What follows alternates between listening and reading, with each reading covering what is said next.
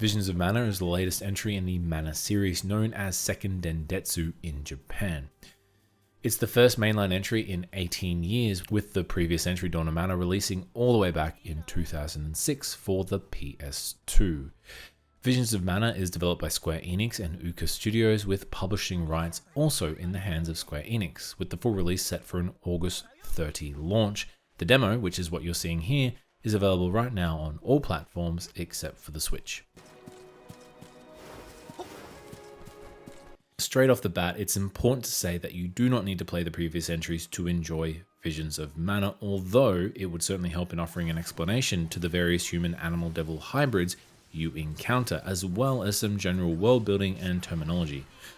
With that said, if you've played the Tales of series, then you'll feel right at home, particularly when it comes to the combat, with the art direction reminding me a lot of Dragon Quest.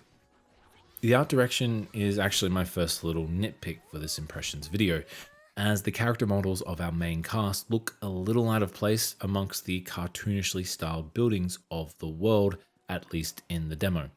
The playable characters have a fantastic level of detail to their 3D anime aesthetic, but the buildings dotted throughout the land have what I can only describe as a simple blocky blobby cartoon direction.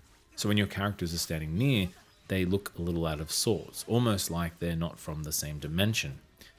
Visions of Mana is still a striking game, and even though this is a cross-gen title, the choice to go with this cartoonish art direction really shouldn't hinder the performance on any console. I played the demo on Steam with a fairly decent PC setup, my specs are listed below in the description. I did encounter some frame rate drops though, and some stuttering, which I found to be a little strange. Even stranger, when I first booted up the demo to test everything out before recording, I was asked to choose between prioritizing graphic fidelity or performance, which is normally an option for console players. None of this impacted my impressions of the game, I just thought it was a little odd.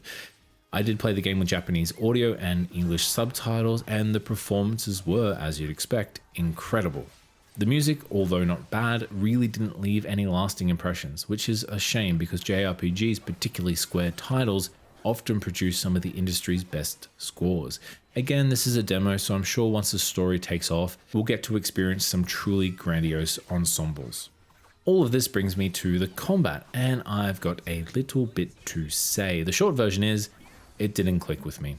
Even though we can switch between party members during combat, the main protagonist is Val, our resident tank. He wields this impressively big greatsword, and it feels very, very slow to use, like moving through molasses.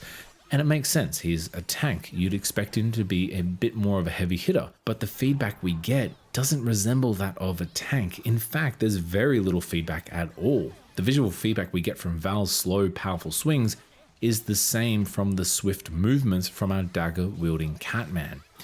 It also didn't help that the combat encounters dragged on, and eventually became nothing more than a battle of attrition rather than skill or memorizing attack patterns. Each character has access to different elements which can be changed and swapped out from other characters. These can also be upgraded to provide new passive and active abilities.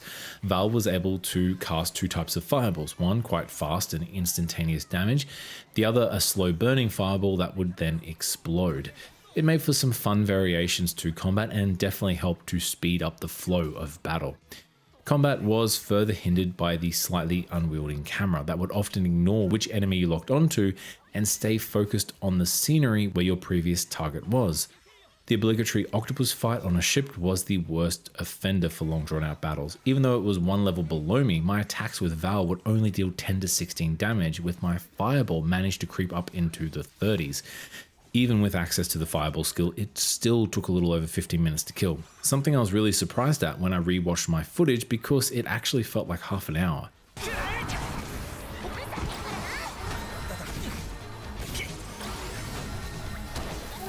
To sum it up, I'm a little bit mixed on Visions of Mana. It should be a game I'm looking forward to, it's right down my alley, but the combat was a real struggle to get into and failed to keep me engaged. And on those few times it did click, I was immediately reminded of its shortcomings with the very next fight.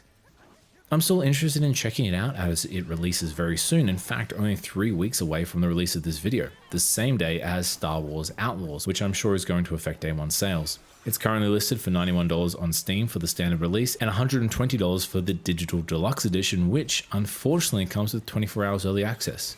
In other words, if you don't buy the digital deluxe edition, you'll be playing the game a day late. Anyway, that's about sums it up for this impressions video. Thank you all so much for watching. I hope you have a great day and take care.